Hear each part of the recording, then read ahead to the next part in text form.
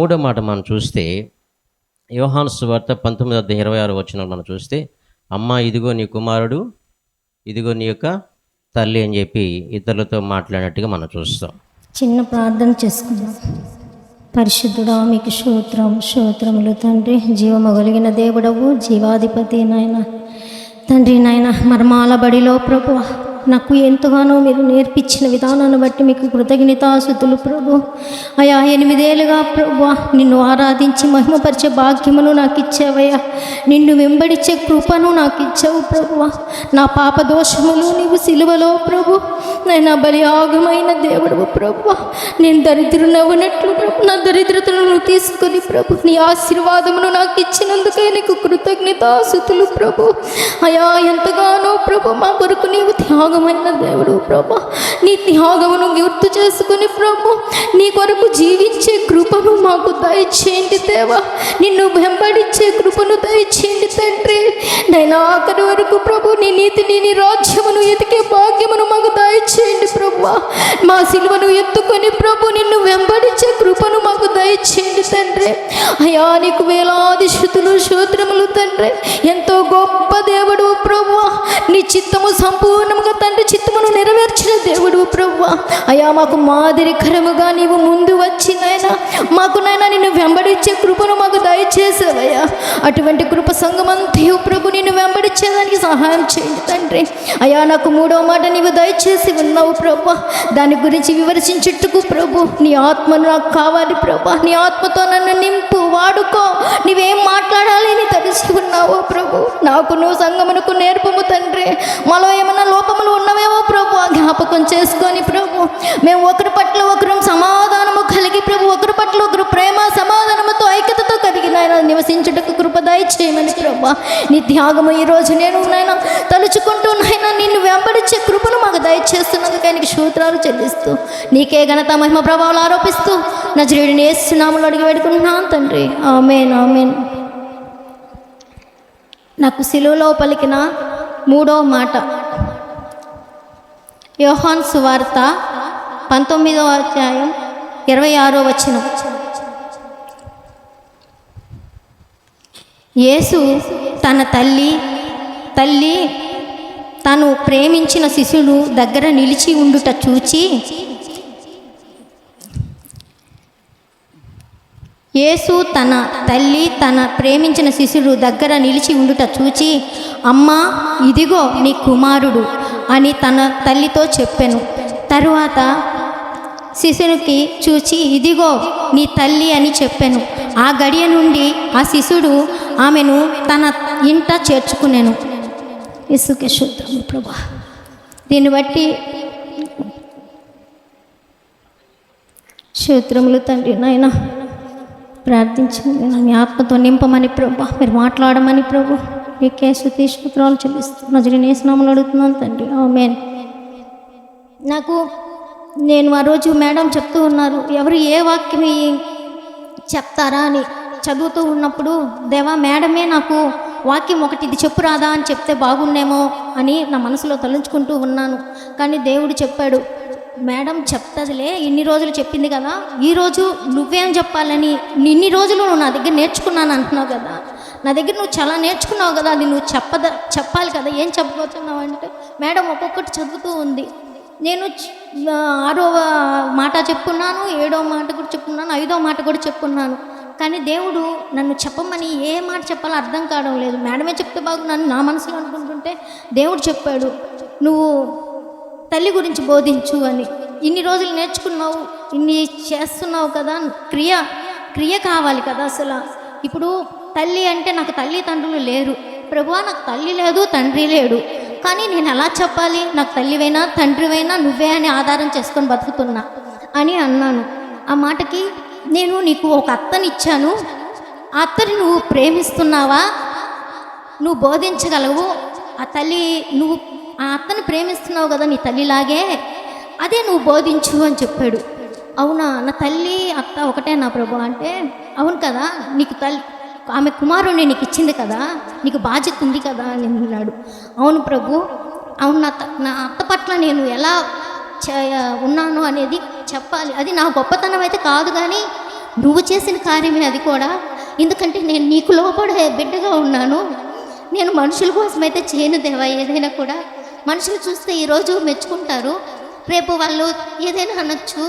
ఎందుకంటే నా ఆత్మీయ అనుభవంలో నేను చాలా నిందలు అవమానాలు పొందినాను కదా దేవా. అంటే అయితే నీ అత్త గురించి చెప్పు, నీకు ఒక బాధ్యత చెప్పున్నాను.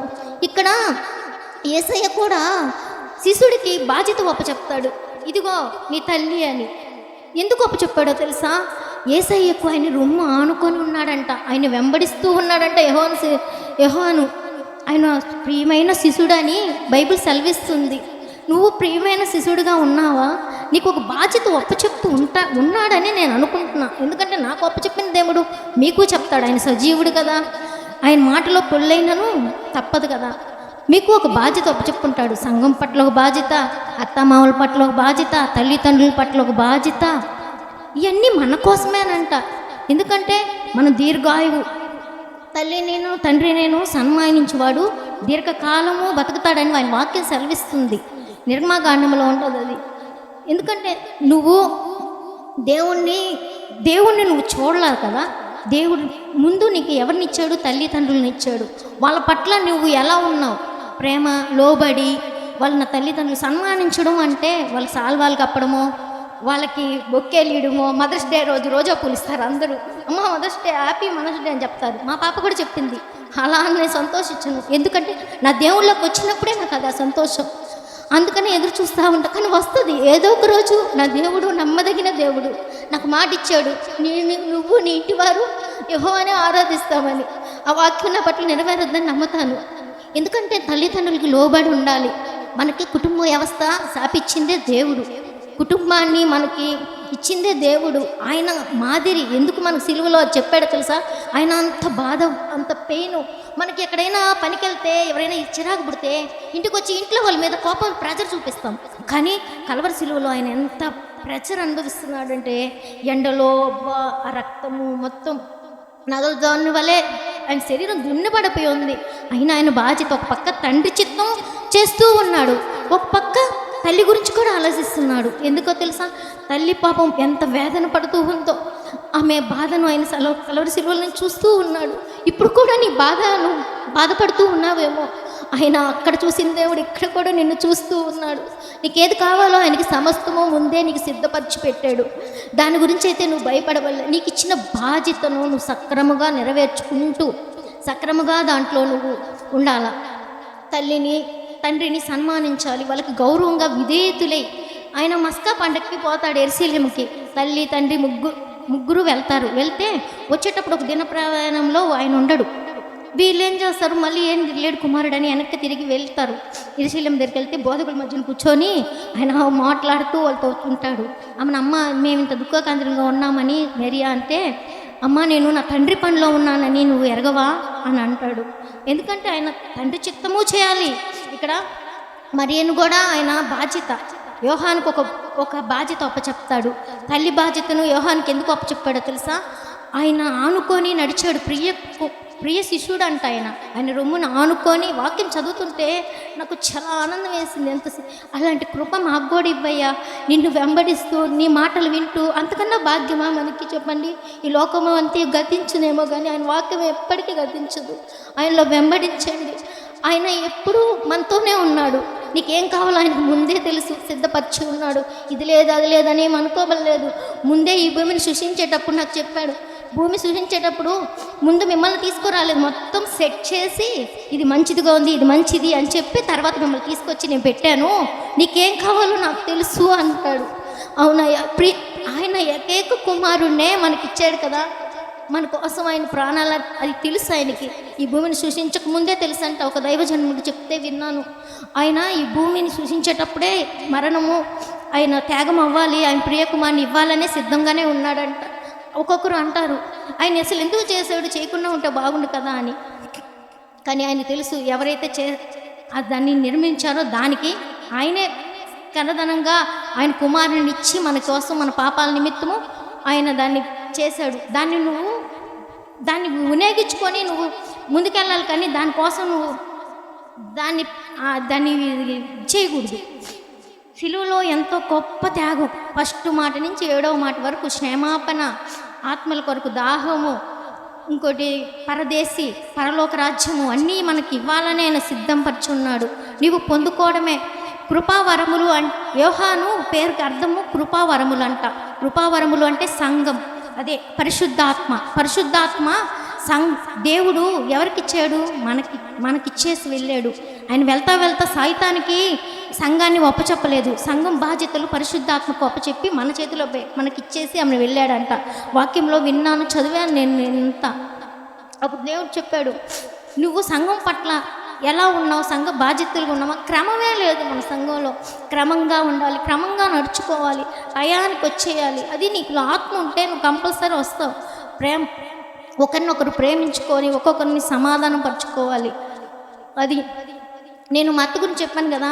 మా అత్త నేను చూడను, అసలు నాకు అమ్మ నాన్న లేరు, ఈవెన్ నేను ఎందుకు చూస్తాలే అనుకున్నా. కానీ దేవుడు చెప్పాడు, నీకు ఒక బాధ్యత, నాకు ఏదో చేస్తాను ఏదో చెందుతానని చెప్తా ఉంటావు కదా, నీకు ఒక బాధ్యతను ఒప్పచెప్పాను, అది చేస్తున్నావా అని అడిగాడు. అవును దేవా, నువ్వు బాధ్యత అంటే మా అత్త కూడా నాకు బాధ్యతే. మీ అత్త అయినా, నీ పిరుగు పొరుగు వాళ్ళైనా, నీ కుటుంబ సభ్యులైనా, నీ రక్త సంబంధికులైనా వాళ్ళ కోసం నువ్వు ప్రార్థన చేయాలి. అది నీకు బాధ్యత. ఎందుకంటే నువ్వు యేసయ్యని తెలుసుకున్నావు, యేసయ్యని రుచి చూసావు. యేసయ్య నీ కోసం ఏం చేశాడు అని అడిగితే, నా కూతురు మా ఇంట్లో వాళ్ళు అడుగుతారు, నా కోసం ఆయన ప్రాణమే పెట్టాడు అని చెప్తాను నేను. ఆయన నాకు ఇంకేం చేయక్కర్లేదు, ప్రాణమే పెట్టాడు, ఇవన్నీ నాకేం అవసరం లేదు, నా పర్లోక రాజ్యం ఇస్తాడు, నాకు ఆ నమ్మకం విశ్వాసం ఉంది, ఇక్కడది ఏముంది కొద్ది రోజులే కదా అని చెప్తాను. ఎంతోమంది అడుగుతారు, నీ దేవుడు ఏం చేస్తాడు? నా దేవుడు ప్రాణం పెట్టాడమ్మా, మీ దేవుడు పెట్టాడని అడిగా నేను. మా అక్క వాళ్ళందరూ అంటుంటారు, వాళ్ళందరూ అన్యులు, కానీ నా కోసం ప్రాణాన్ని అర్పించిన దేవుడు నా కోసం ఏదైనా చేస్తాడు అని ఒక విశ్వాసం నాకు. విశ్వాసము లేకుండా ఆయనకి ఇష్టడుగా ఉండుట అసాధ్యం. విశ్వాసం కావాలి, విశ్వాసం ముఖ్యం, ఇంపార్టెంటే. లేకుండా ఆయనకేమో బిడ్డగా ఉండలేవు. విశ్వాసం ఉంటేనే. చూసి నమ్మినోడు కంటే చూడని నమ్మిన వారు ధన్యులను ఆయన వాక్యం సెలవిస్తుంది. నేను చూడకని నమ్మలేదు, కానీ చూసా ఆయన క్రియలు, చూసా ఆయన ఆలోచనలు, ఆయన తలంపులు, ఆయన ప్రేమ అన్నీ ఆయన నన్ను నడిపిస్తూ ఉన్నాడు. అది ఆయన మహాకృప. ఆయన కృప ద్వారానే నేను ఈరోజు నిలబడ్డాను. అంటే ఆయన ప్రేమ, ఆయన కనికరం, ఆయన ఏంటో నేను తెలుసుకొని రుచి చూశాను. మీరు తెలిసానని నమ్ముతున్నాను. సంఘం పట్ల ఆయనకి చాలా ఉద్దేశాలు ఉన్నాయి. సంఘం పట్ల ఆయనకి ఎంతో బాధ్యత ఉంది, మీకు కూడా ఉంది. సంఘంలో ఒక్కొక్కరికి ఒక్కొక్క బాధ్యత ఇస్తారు. ఒకరిని చూసి ఒకరిని చేయడం కాదు. దేవుడు ఏం చేశాడో దేవుడు పాదాల దగ్గరికి వెళ్ళాలి, సిలువ త్యాగం దగ్గరికి వెళ్ళాలి. అది పట్టుకొని మనం నడవాలి, కానీ ఒక్కొక్కరిని మాదిరి తీసుకోవద్దు. యేసయ్యనే మనం మాదిరిగా తీసుకోవాలి. ఎందుకంటే లోకంలో కొద్ది రోజులు బాగుంటారు కొంతమంది, పాస్టర్లైనా బయట వాళ్ళైనా ఎవరైనా, కానీ మన దేవజనులు గొప్ప వాళ్ళు. ఎందుకంటే వాళ్ళు సమర్పణ కలిగి మన కోసం త్యాగమైపోయారు. అది నేను గమనిస్తూ ఉంటాను, నాకు దేవుడు బయలుపరుస్తూ ఉంటారు. వాళ్ళు ఎంత సమర్పణ ఉన్నారో చూసావా అంటాడు. అవును దేవా, నా దేవజనులు నాకు ఇచ్చినందుకే నీకు కృతజ్ఞతాస్తుతులు చెల్లిస్తూ ఉంటా. అటువంటి వాళ్ళని కూడా వెంబడించాలి. సంఘం క్రమం నడవాలి, క్రమంగా సంఘం వాళ్ళు ఏం చెప్తున్నా నడవాలి. కానీ మాదిరి మాత్రం యేసయ్యనే తీసుకోవాలా. యేసయ్య మాదిరే. ఆయన తర్వాత ఎవరైనా కూడా ఆయనకే మొదటి స్థానం ఇవ్వాలి. అదే నాకు బోధించిన మంచి బోధకుడు యేసయ్యే. నాకెవరూ బోధించరు. ఆయన ఆత్మ, ఆయనతో నాకున్న స్నేహం, అది నా గొప్పతనం అయితే కాదు, కానీ ఆయనతో మీరు స్నేహం చేయాలన్నదే నా ఆశ. ఆయనతో మీరు వెంబడించాలి. ఆయన చెప్పే మాటలు ప్రతిదీ శ్రద్ధగా వినండి. ఆశీర్వాదం కావాలా, నీకు ఆశీర్వాదం కావాలా అని అడిగాడు. అవును దేవా అంటే, నీ తల్లిని తండ్రిని సన్మానించు, దీర్ఘాయువుగా ఉంటావు, నీకు ఆశీర్వాదం కూడా అందులోనే ఉంది అని చెప్పాడు. ఇప్పుడు నువ్వు ఆశీర్వాదం కావాలి అని ప్రార్థన చేయడం కాదు, నీ క్రియ కావాలి. మాకు ముందు దేవుడికి క్రియ కావాలి. ప్రేమ, సమాధానం, నీకు ఇచ్చిన బాధ్యత ఎలా నిర్వహిస్తున్నావో అది చూస్తాడు. ఎందుకంటే నేను ప్రతిరోజు అనుకుంటుంటా, సరే దేవా ఈరోజు నీ చిత్తం చేశానా లేదు చేయలేదా దేవా అని ప్రతిరోజు ఆయన పాదాల దగ్గరికి వెళ్ళి అడుగుతా. ఈరోజు చేయలేకపోతే క్షమించయ్యా, మరొక తరుణం నాకు ఇవ్వు, ఈ రోజు నుంచే నీ చిత్తం చేయడానికి నాకు అవకాశం ఇవ్వు అని అడుగుతా. మీరు అడగాలి. మీ చిత్తం, మీ తల్లిని ప్రేమించాలి. తల్లిని ప్రేమించిన వాళ్ళు దేవుడిని ఏం ప్రేమిస్తారు? మీరు దేవుడు కనిపించిన దేవుడిని ఏం ప్రేమిస్తారు? కనిపించే తల్లిదండ్రులనే మీరు సన్మానించకపోతే, సన్మానించడం అంటే ఏంది? వాళ్ళు గౌరవించడం, వాళ్ళు ప్రేమించడం, వాళ్ళు వృద్ధాప్యంలో ఉన్నప్పుడు సహాయం చేయడం. ఎంతోమంది అనాథాశ్రమంలో వాళ్ళు చూసినప్పుడు నాకు చాలా బాధ వేస్తుంది. ప్రభా, ఇంతమంది అనాథాశ్రమంలో వాళ్ళకి వాక్యం ఎరగరేమో దేవా, వాళ్ళకి వాక్యాన్ని తెలవ చేయదేవా అని అంటూ ఉంటాను. ఎందుకంటే ఎన్ని వృద్ధాశ్రమాలు, ఎంతమంది తల్లిదండ్రులను బయట వదిలేస్తుందో ఈ లోకం. వాళ్ళలాగా మనం ఉండకూడదు. వాళ్ళకి మనకి ఒక తేడా ఉంది కదా. మనం దేవుడి బిడ్డలమై ఉన్నాం కదా.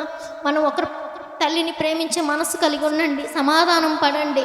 బయట మీరు ఎంత ప్రయాసపడినా అది వ్యర్థమే. మీరు ఒక వాక్యం ఉంటుంది మేడం, కొద్ది చదువు మేడం. తిమోతికి 5:9. 1 తిమోతి మేడం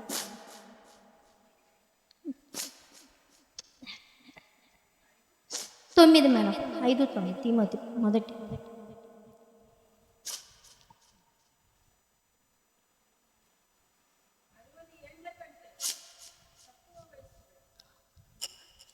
కాదు, 8 కాదు మేడం.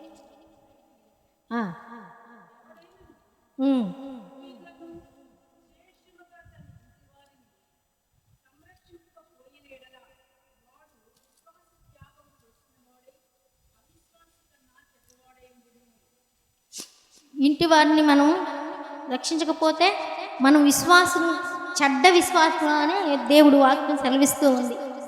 ఇంకోసారి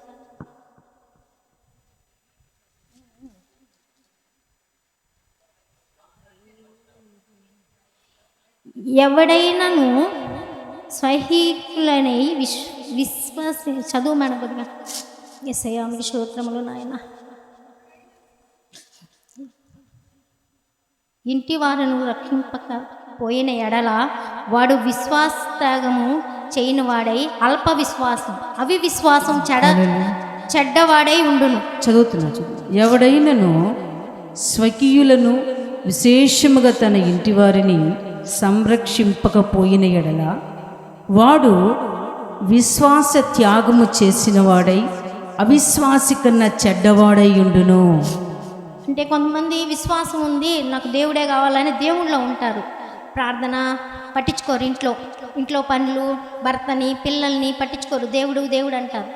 దేవుడు అని ఉండడం మంచిదే, కానీ నీకు ఇచ్చిన బాధ్యత, దేవుడు బాధ్యత ఒకటి ఇచ్చాడు కదా, అది కూడా నిర్వహించాలి. కొంతమంది అలా ఉంటారు. ఎందుకంటే చాలామంది చూసి ఎప్పుడు దేవుళ్ళో ఉంటారు. దేవుళ్ళో ఉండడం కరెక్ట్ ఆన్సరే, కానీ నీకు ఇచ్చిన బాధ్యతను కూడా నువ్వు నెరవేర్చించాలి. లేకపోతే నువ్వు చెడ్డవాడవని వాక్యం సెలవిస్తూ ఉంది. అల్ప విశ్వాస కన్నా వాడవని వాక్యం సెలవిస్తుంది.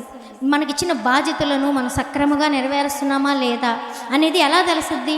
మనం యేసయ్య దగ్గరికి వచ్చి యేసయ్య దగ్గర కూర్చొని ఆయన వాక్యము, ఆయన మర్మాల బడిలో నేర్చుకొని మనం ఇక్కడ విని అక్కడ వెళ్ళిపోతే అది వ్యర్థమే. నువ్వు ప్రేమ లేని వాడివైతే వ్యర్థమే. అది ప్రేమ కలిగి ఉండాలి. ఇంట్లో వాళ్ళ ప్రవర్తనను గమనించాలి. వాళ్ళు ఎలా ఉన్నారు, వాళ్ళ మాట తీరు ఎలా ఉంది, వాళ్ళని మనం సరి చేయలేం, కానీ ప్రేమతో సరి చేయగలం. కోపంతో అయితే సరి చేయలేం. వాళ్ళు కొట్టేస్తే వాళ్ళు మారిపోతారు అనడమే రాంగ్ ఆన్సర్. నేనైతే ఎప్పుడు నా పిల్లల్ని నేను కొట్టను, ఎందుకంటే నాకు దేవుడు నేర్పించి కొట్టాలి. ఎప్పుడు చిన్నతనంలో అప్పటి నుంచే బెత్తం వాడుంటే వాళ్ళు మంచి మార్గంలోకి వస్తుందని ఆయన వాక్యం సెలవిస్తుంది. పెద్ద అయినాక కొడితే వాళ్ళకి బాధ కలిగి, అవమానం కలిగి వెళ్ళిపోతారు. అలా కాకుండా కూర్చోబెట్టుకొని ఇలా దేవుడు మాటలు చెప్పుకుంటూ నువ్వు కూడా క్రియ చూపించాలి కదా. ఫస్ట్ మనం చేయకుండా మనం ఒకరికి బోధించే అర్హత మనకు లేదు. ముందు మనం చేయాలి. నేను చేయకుండా నా ఇంటికి నువ్వు భలే చేసావులమ్మా మాకు చెప్పాగానే అంటుంది. నా కూతురే అంటది, ఎవరో నా కూతురే నాకు బోధిస్తుంది. వాళ్ళకి వాక్యం తెలుసు. వాళ్ళకన్నీ ఇప్పుడు ప్రతి ఒక్కరికి వాక్యాన్ని తెలియని వాళ్ళు ఎవరూ లేరు. దాన్ని పాటించేవాడే దేవుడు బిడ్డ నన్ను అడిగితే. ఎందుకంటే అది పాటించకుండా నువ్వు బోధించడం కూడా కష్టమే. ఇప్పుడు నేను ఈ వాక్యం అనుకున్నా, దేవా ఈ వాక్యం నన్ను చెప్పమంటున్నావు, నేను చేశానా సంపూర్ణంగా ఆలోచించా, నేను చేశానని నా దేవుణ్ణి సంతోషపెట్టేందుకు చేశానని నేను అనుకుంటా. ఎందుకంటే నేను మనుషుల కోసమైతే ఒక్కటి కూడా చేయను. మనుషుల కోసం చూపించేది అదంతా వ్యర్థమే. నా దేవుడు చూస్తున్నాడు, నాకు ప్రతిఫలం ఆయన ఇస్తాడు. ఆయన నాకు ప్రతిఫలం దాచి ఉంచాడు. ఎవరో ఇవ్వాలని, ఎవరో మెచ్చుకోవాలని నేను ఎప్పుడు చేయను. నా దేవుడికి మహిమ రావాలి, నా వల్ల ఆయన ఘనత పొందాలి. నేను ఆయన నమ్ముకున్నందుకు ఆయన నాకేం చేశాడా అనేది నేను అందరికీ సాక్ష్యం ఇవ్వాలన్న ఆలోచనతోనే ఉంటా. ఎందుకంటే ఆలోచన చెప్పేది కూడా ఆయనే కదా. నా మంచి బోధకుడు ఆయన, మన మంచి బోధకుడు. నువ్వెవరి దగ్గరికి వెళ్ళబల్లా, నీకేమన్నా డౌట్ వచ్చింది ఆయన దగ్గరికే వెళ్ళిపోతా నేను. యేసయ్యా నాకు ఈ డౌట్ వచ్చింది, క్లియర్ చేయదేవా అంటే వెంటనే ఎవరో ఒకరి ద్వారా నాకు ఆ డౌట్ క్లియర్ చేస్తాను. నా కుటుంబంలో సమాధానం లేదా దేవా, నా కుటుంబంలో ఇలా గలిబిలిగా ఉంది దేవా, నువ్వు నాకు సమాధానం దయచేయి అంటే వాక్యం అక్కడే చూపించేస్తాడు. నువ్వు ఇలా ఉండమ్మా, ఇలా ఉండు, ఇలా ఉంటే కదా నువ్వు ప్రేమ లేని దానివైతే వాళ్ళని ప్రేమ ఎందుకు కోరుకుంటున్నావు అంటాడు. శత్రువుని సైతం ప్రేమించిన దేవుడు మన దేవుడు. శత్రువుని కూడా మనం ప్రేమించే మనసు ఉంటేనే మనం దేవుడి బిడ్డలం అవుతాం. ఆయన ప్రేమ మనలో ఉండాలనే ఆయన ఎప్పుడూ కోరుకుంటూ ఉంటాడు. ఆయన నిన్ను చూసినప్పుడు ఆయన ఆనందిస్తున్నాడో లేదో అనేది చూసుకోవాలి మనం. నేను ఎప్పుడు అడుగుతూ ఉంటా, అయ్యా నన్ను చూసి నువ్వు ఆనందిస్తున్నావా? నాకు అదే కావాలయ్యా, ఎవరో ఆనందం నాకు అవసరం లేదు దేవా, నీ పట్ల నేను ఎలా ఉన్నాను అనేది మాత్రం నాకు చూపించాయా అని అడుగుతూ ఉంటాను. ఎందుకంటే ఆయన ఎంతో గొప్ప దేవుడు, నమ్మదగిన దేవుడు. ఆయన మాట ఇచ్చాడంటే తప్పనే తప్పడు. ఎన్నో మాటలు మనకి ఇచ్చి నెరవేర్చాడు. అందరము మనము రుచి చూసిన వాళ్ళమే. నీకు ఒక బాధ్యత ఇచ్చి ఉన్నాడు. ఆ బాధ్యత నేను సక్రంగా నెరవేర్చు, సమాధానం పడు, నీ తల్లిదండ్రులను ప్రేమించు, నీ భర్తకు లోబడి ఉండు, నీ కుటుంబ వ్యవస్థను నువ్వే కట్టుకోవాలి. మూర్ఖుల్లాగా ఊడబెరుకుంటావా, గనురాల్లాగా కట్టుకుంటావా అనేది నీ చేతిలోనే ఉంది. నువ్వు ఎలా అయితే ఉంటావో దాన్ని బట్టి నీ బిడ్డలు కూడా మారుతారు. వాళ్ళు మారలేదని నువ్వు బాధపడకు, ప్రార్థన చేయి. ఆయన పాదాల సన్నిధిలో నువ్వు మొరపెడుతూ ఉండు. ఏదో ఒక రోజు అద్భుతం జరగద్ది. జరిగించే దేవుడు మన దేవుడు, గొప్ప దేవుడు. ఆయన ఎంతో బలియాగం చేసింది నీ కోసం, నా కోసమే. ఎందుకంటే ఆయన కలవరి శిలువలో అంత బాధ, అంత పెయిన్ పడింది ఎవరి కోసం? మన కోసమే ఆయన ప్రియ కుమారుని కూడా ఇచ్చేశాడు. అలాంటి ఇచ్చిన దేవుడు నీకు అవసరతలు తీర్చలేడా? నీకు అవసరతలు తీర్స్తాడు. నమ్ము, విశ్వసించు. విశ్వాసం మాత్రం వదలకండి, విడిచిపెట్టకండి. లాస్ట్ వరకు ఆయన అన్నాడు కదా, లాస్ట్లో విశ్వాసమును కనుగొననా నేను అన్నాడు. విశ్వాసముతో ఉండండి, ఆయనతో వెంబడించండి, ఆయనతో స్నేహం చేయండి. ఆయనే మంచి బోధకుడు, మంచి స్నేహితుడు. ఆయన ఏ కష్టంలో కూడా ఆయన్నే మనల్ని ఆనుకోవాలి. ఎవరికి ఏం చెప్పాల్సిన అవసరం లేదు, యేసయ్యకే చెప్పండి. అది ప్రాబ్లం క్లియర్ చేయగలడు. ఆయన చేశాడు కాబట్టి నేను చెప్పగలుగుతూ ఉన్నాను. సమస్తము సమకూడి మేలుకరంగా చేస్తాడు అని నమ్ముతూ ఉన్నాను. కానీ బాధ్యతలు మాత్రం విడిచిపెట్టకండి. మీకు సంఘం పట్ల ఒక బాధ్యత ఇచ్చున్నాడు. సంఘాన్ని కూడా మనం ప్రేమించాలి. ఎందుకంటే అదొక క్రమం, అది మనకి దేవుడిచ్చిన వరం.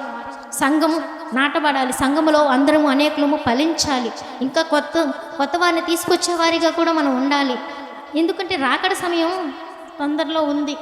దేవుడు ఈరోజు గుడ్ ఫ్రైడే అంటే మనం ఆయన్ని ధ్యానించుకోవడానికే జరిగేసింది, చేసేసాడు ఆయన. ఎప్పుడు ఆయన కార్యం నువ్వు చేయాల్సింది బాధ్యతను జ్ఞాపకం చేస్తూ ఉన్నాడు.